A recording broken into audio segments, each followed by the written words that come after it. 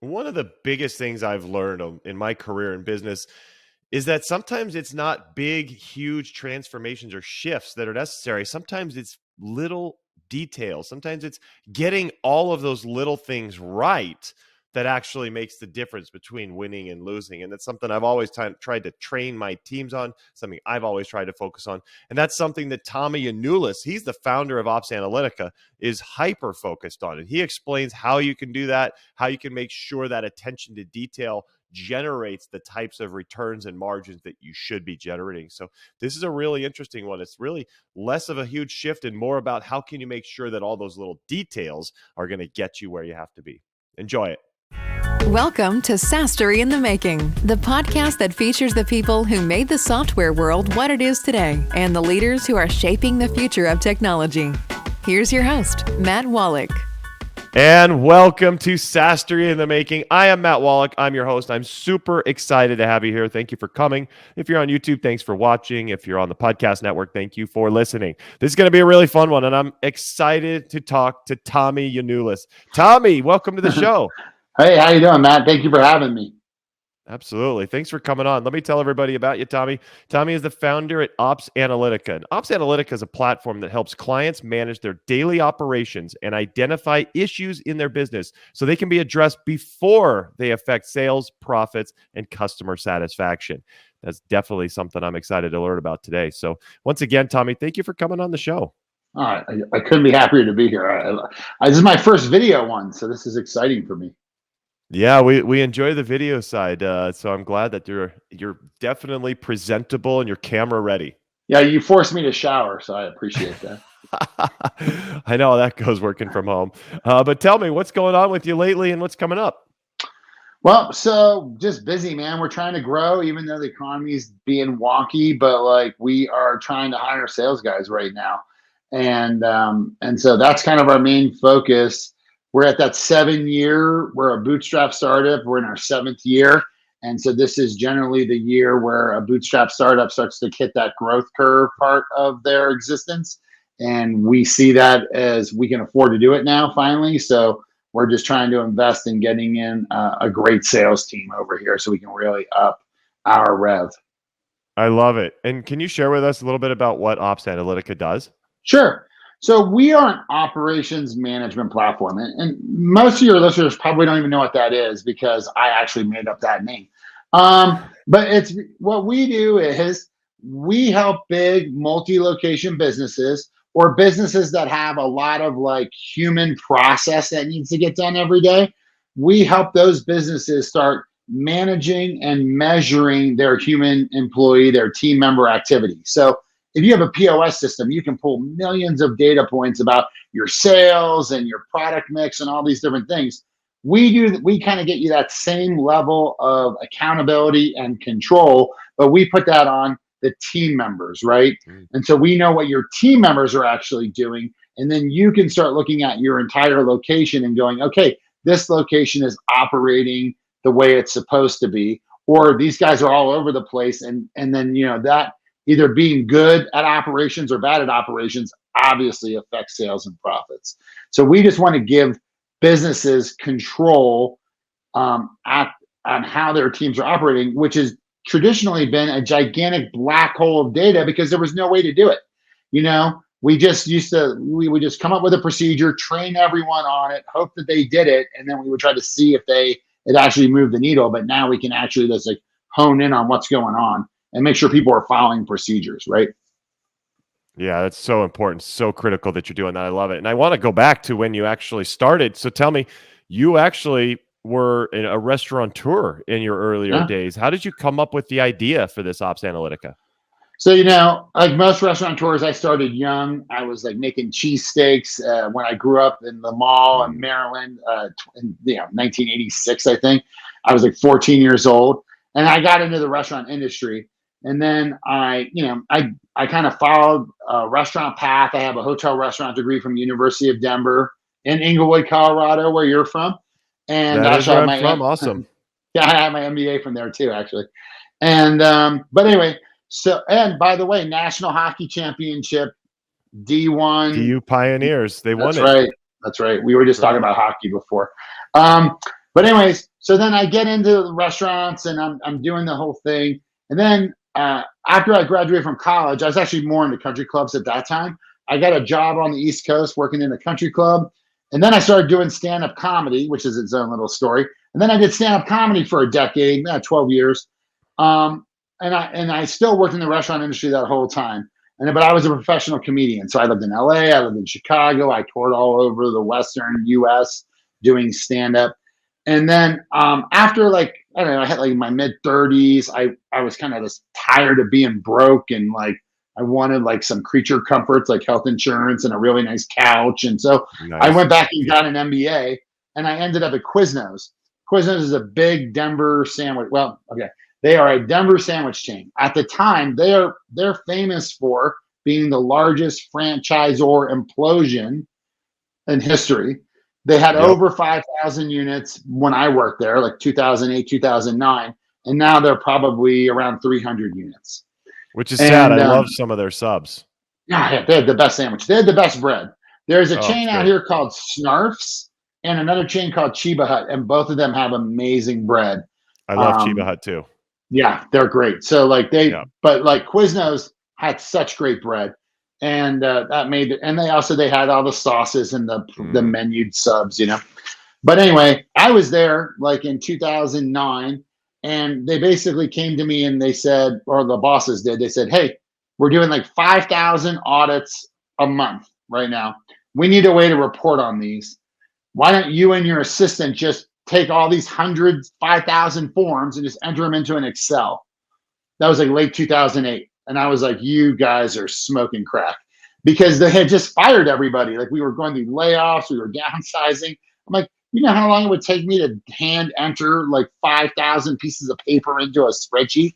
So I kind of said, I got to solve this, like, because there's no way I'm doing that, like not happening. So I tried to buy stuff, but we couldn't afford it. And then finally I figured out I could make it using like a platform called Form Router at the time. Remember, this is 2008. And I made basically an online form that you could use on like one of those old Palm or like Windows phones. This is like pre-iPhone even. And I did. It was like a constantly connected web form, but then all the data could get downloaded into Excel, and then we could analyze it. So like, it was the first time in that chain's history that they had the ability to see what was happening in the restaurants, like at a macro level, if you will. And then I left. One of my buddies from grad school, which is the whole reason you go to grad school, is to get a network, called me up and said, "Hey, I had this job, but I just got recruited to another company and they need to backfill me. You really liked making that web form that you did at Quiznos. Would you like to come and learn how to develop on this platform?" And I was like, sure, because I could see the writing on the wall at Quiznos. We were dropping restaurants every week. So I bolted, and he goes, "Oh, by the way, they may go out of business." That was his other preface. But you'll at least be there for a couple months before they go out of business. And, you'll at least learn how to use the software. So, and he's like, "I get recruiter calls all the time. So, worst case scenario is you just learn it on their dime." And so I went over there with another buddy from grad school. We backfilled these two jobs, and then they tried to sell the company, but we were consultants, and we were like, "Hell no, you can't sell us. We're consultants. We might not choose to go wherever you try to sell us. Let us buy the company from you." And so we did an earn out over a couple year period, and we ended up just earning out, buying the company from them, which they were happy to get rid of it. And then in 2013, I had a training project for a kid that we were going to fire because he had screwed something up, but we were doing the whole HR thing and like running through training, and he ended up staying. But I said, "Hey, build that thing I built at Quiznos for me," because I needed to give him something to build. I just didn't know what to do. So he built that. I threw it up on LinkedIn, and Which wanted to buy it. But it wasn't software. It was a video. We had just made enough software to make a video just to practice making software.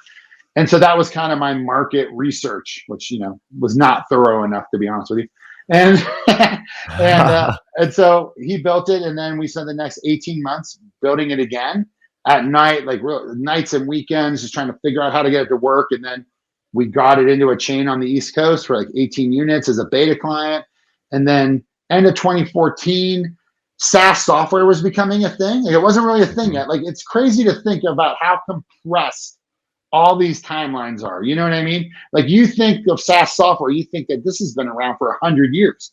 mean, computers have only been around for really like 40 years, like personal computers, like the mid 80s. And then like SaaS software is only, I mean, I know people were starting to do it in the mid 2005, 2006, but it wasn't really catching on like No. wildfire. You were still buying, like even when I worked in this, because when we had our consulting company, that was in the Semantic Partner Channel.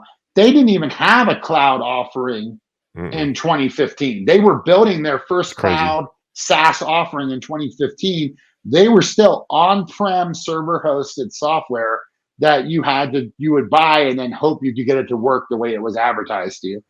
Then that was 2015, and we had been doing custom security. I didn't say this, but we had been doing custom security workflows, Mm, integrating big security platforms and putting business process around them.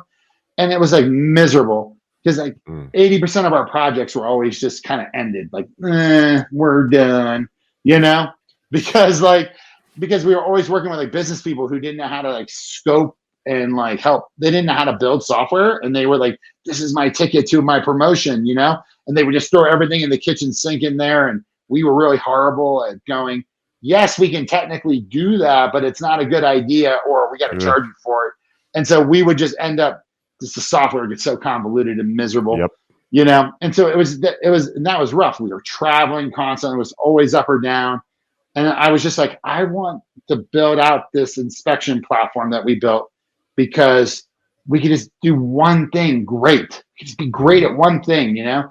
And so, and then, you know, also subscription revenue, obviously the most wonderful thing in the world. Yep. So, you know, we just said, hey, we're going to go do this. And so me and one of my partners, we shut down that company and we broke off and we just started our own thing.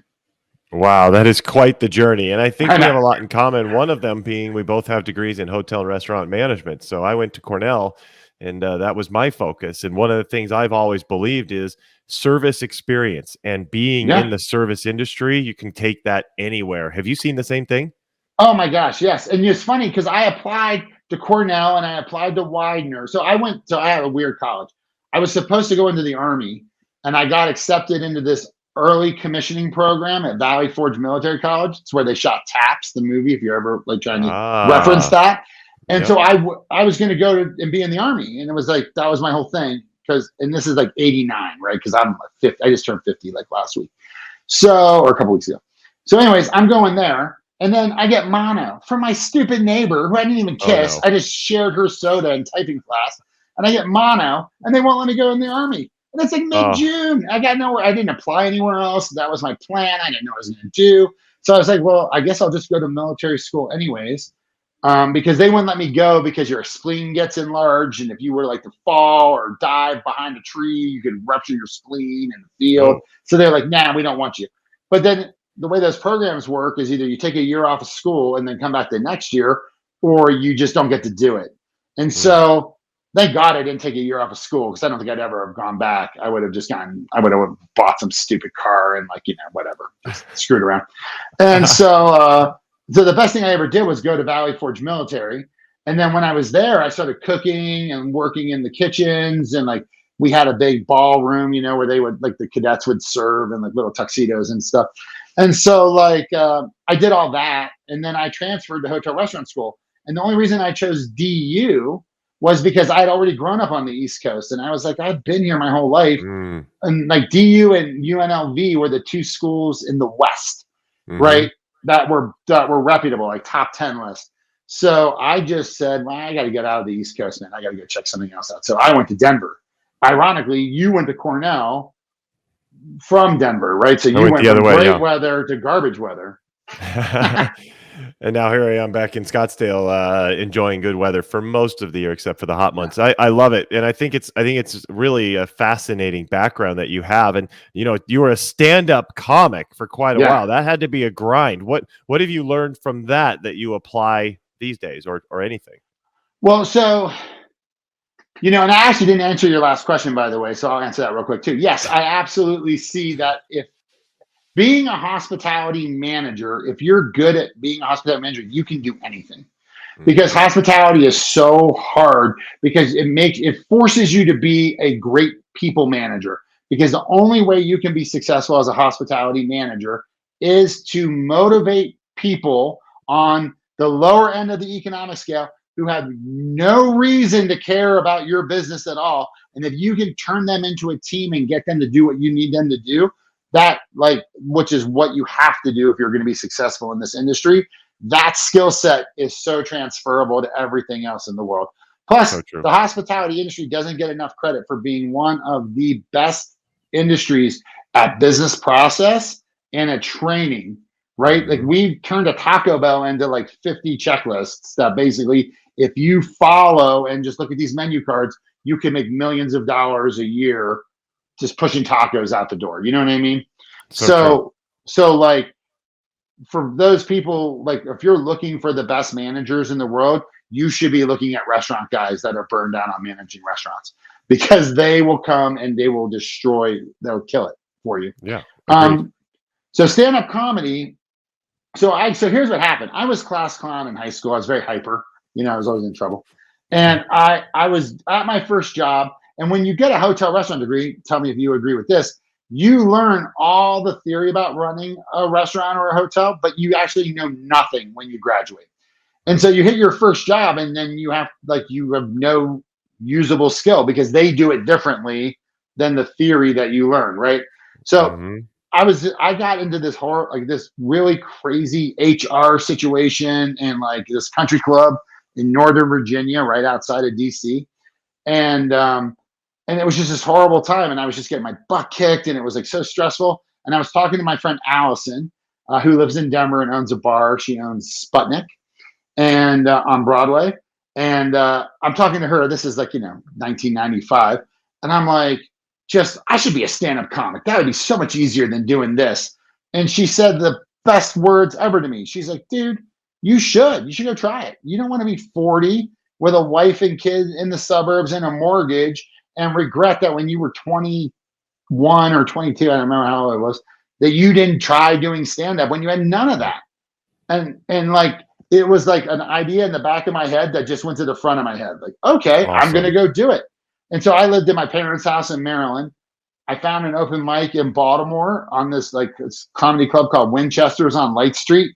And so I found out when they had open mic. I went down. I asked the guy about it. He said, come back in 2 weeks and you can get on.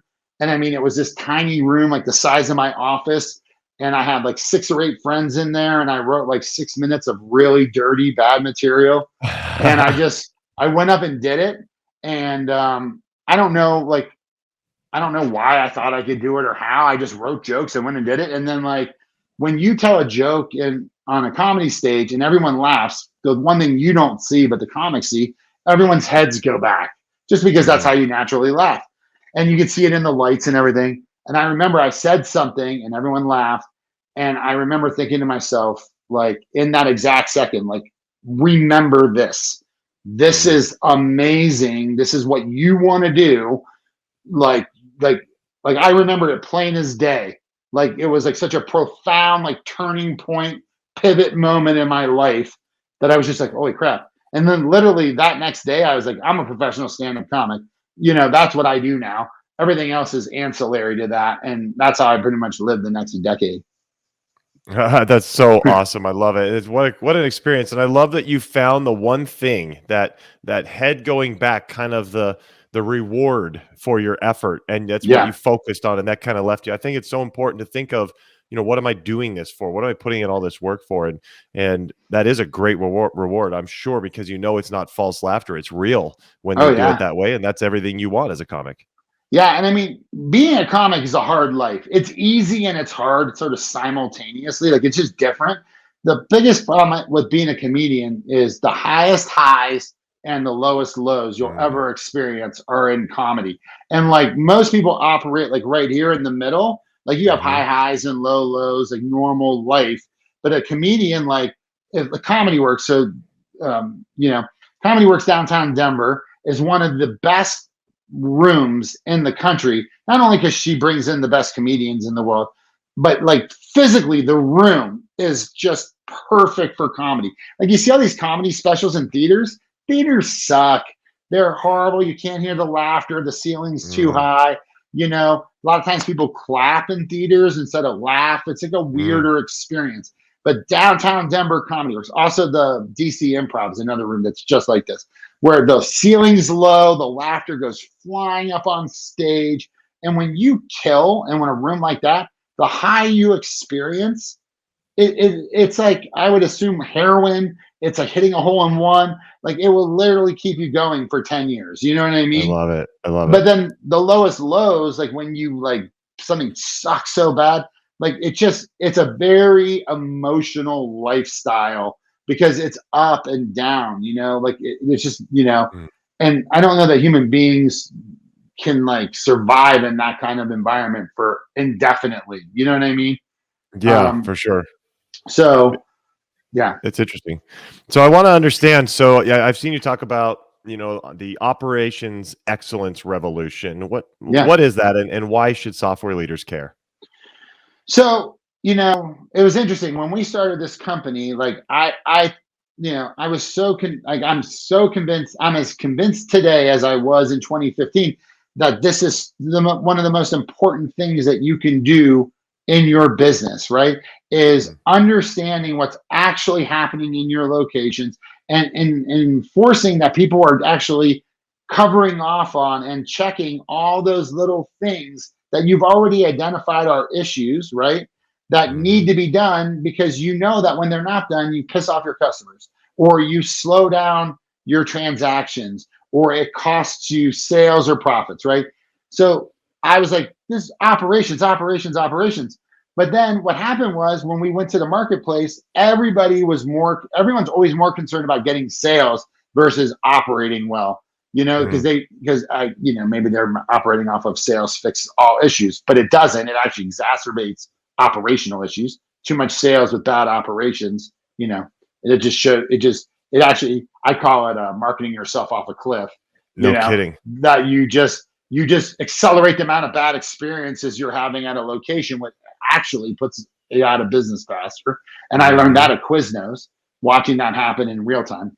Yuck. But so everybody, when we came to the market, everybody was like, that sounds great. We totally should do that. We know that's a good idea. But right now we're focused on our POS, our app, our delivery, our online ordering, our takeout, whatever it is. We're focused on all of those things right now, getting those solved. And so really for the first 3 or 4 years, that's what we heard, like, 80% of the time. Yeah, we totally love what you guys are doing, but we got to get our app. We're on a big POS project right now. That was Mm. always what it was. And at the time, it was like, God bless us, like help us. But in hindsight now, as a founder, I can look back and go, thank God they gave us 4 years to get our stuff together. You know what I mean? Mhm. Because had we gone out and had people been clamoring for our software in 2015 when it was in its version 1 baby state, they would Yeah. have been like, this doesn't do anything we needed to do. Sorry. And we would have lost out. We would have had so many bad first impressions. So in hindsight, even though it was miserable to live through those 3 or 4 years, the best thing that could ever happen to us was that they were all focused on other stuff. And we could Yeah. like plant the seed, but not have to actually like deliver on it because it was about 3.5 years. Is that three? It was a little bit over 3 years when we got our first big feature in that really started to resonate with customers, and they were like, cool, we want that feature. But so here's the deal, right? Now everybody in the world has access to with SaaS software. We all have access to all the things.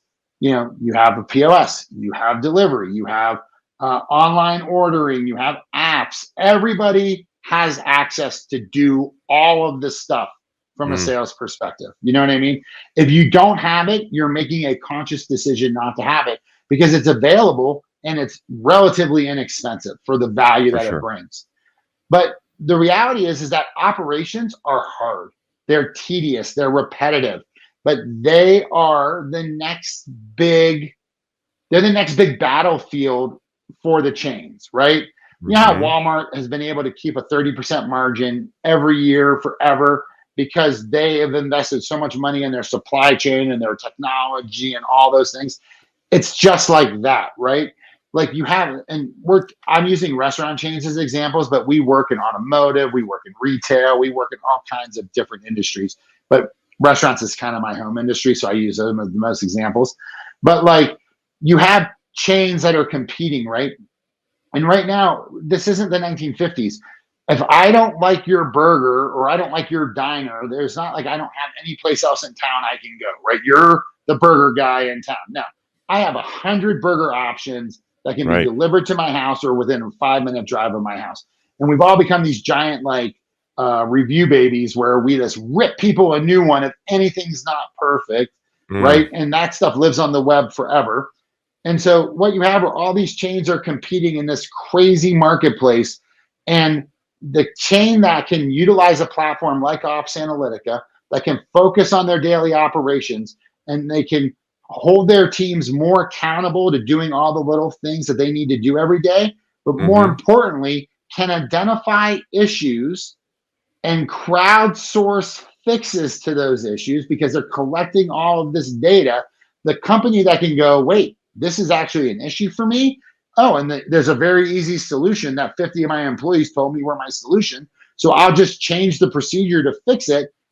That chain that's utilizing data better than its competitor and able to control their processes across a large footprint of stores is going to incrementally get better over time, right? For sure. And what's going to happen is most of the problems that you have when you go to any business, you go to the car dealership. I went to the dealership yesterday because I was supposed to get my car serviced, and they never told me that the part wasn't there. Like that's something that was completely in their control. They knew about. They could have saved me 35 minutes of driving down there to get my car serviced and given me the best experience ever by just going, hey, Tommy, your part's not here. Don't come in, instead of wasting my time. Like it's never a giant thing. Most of the issues you experience with all these businesses, it's very rarely that someone like punched your wife in the face and started choking her and like spit or like broke your stuff in front of you. You know what I mean? It's never these huge, massive problems. It's all these little death by 1,000 cut problems, right? It's just the bathroom wasn't clean. The ketchup was sticky. I didn't get my Coke. I asked for a side of sauce. The tables were wobbly. It's never one giant thing. It's always all these little 1,000 little things. And 99% of them have been identified by somebody already as an issue. Just someone didn't cover off on it, right? And so when you can be ensuring that people are covering off on that stuff, and when you do find a problem, you can identify a crowdsourced solution and fix it quickly, you're just going to piss off that many less customers. And then your competitor and you are going to be neck and neck, and you're going to incrementally start getting better than them. You're going to just make a little bit more profit, get a few more repeat visits, and all of a sudden, it all starts to add up. I mean, that's how the restaurant industry is. It's always dimes, nickels, and quarters. It all adds up, and then all of a sudden, your same store sales are going to be up 10% over your competitor. You're going to be able to get better properties in the strip centers because you're going to have a little bit more money. You're going to be able to do more advertising. You're going to be able to do more innovation on your food because you're just generating that much more revenue, right? And you're just that much more efficient at your business. And your competitor is going to be sitting there going, well, what did they do different? What are we not doing? Because it's not one thing. It's not like you just said, oh, I'm going to do this. It's all the little things. Yeah. And that's the next revolution, right? And it's because so many people don't have this software today, but I see it in my own customers. The guys that get this and they really understand it, they just start going ape with it, going crazy with it, and it starts transforming their business. And they just get so many gains, and they're all these little gains, and they're just all over the place. It's not one giant gain. It's all these million little gains, but they all add up to just a better business. You know what I mean? I totally know what you mean. It's so important to kind of make sure the details are in line. It's something that's always been drilled into me and something I've been really conscious of all the way back through my career. So I'm glad that that's such an important thing and you're seeing results from it. Unfortunately, we're out of time. This has been phenomenal. I've really enjoyed it. It's gone so fast. I know. I love talking to you, Tommy. I want to make sure everybody knows how to get in touch with you so they can learn more. So how can our audience learn more about you and Ops Analytica? Sure. So if you're on LinkedIn, he'll put my name in the notes because my last name's hard to spell. But just message me. I'm totally open just to answering questions and chatting with people on LinkedIn, or connect with me, or go to opsanalytica.com, and it's spelled weird. He'll put the link in there as well because we had to use the Portuguese spelling of analytics to get on there. So it's opsanalytica.com, and just get on the chat or check us out, man. Like, we're just here to help you guys. I just want people to, like, I've seen the worst part of the restaurant industry. I've seen the failures from the franchises at Quiznos. Like, it's miserable and heartbreaking. And so much of being a great operator and being profitable in any of these verticals is just controlling what you can control and really focusing on taking care of your customers. And if you do those two things well, all the other stuff kind of just, it disappears, right? And I just want to help people Totally. do that. I love it. I agree. And yes, we will put Tommy's information in the show notes. So you'll see that there. If you're on YouTube, you'll see it there on the description. So definitely go check that out. Get in touch with him because he's, as you can see, super sharp and a whiz at all this stuff. It's going to be a big help to you. So, Tommy, thank you so much for coming on the show. It's been great. Thank you. Thank you very much. I really appreciated it, Matt. Absolutely. And everybody else out there, thank you for watching. Thanks for listening. Make sure you're subscribed to the show. You don't want to miss awesome creators and leaders like Tommy coming on, sharing their wisdom and knowledge for you. So hit that subscribe button and you'll be all set there. But thank you very much for coming, and we'll see you next time. Take care.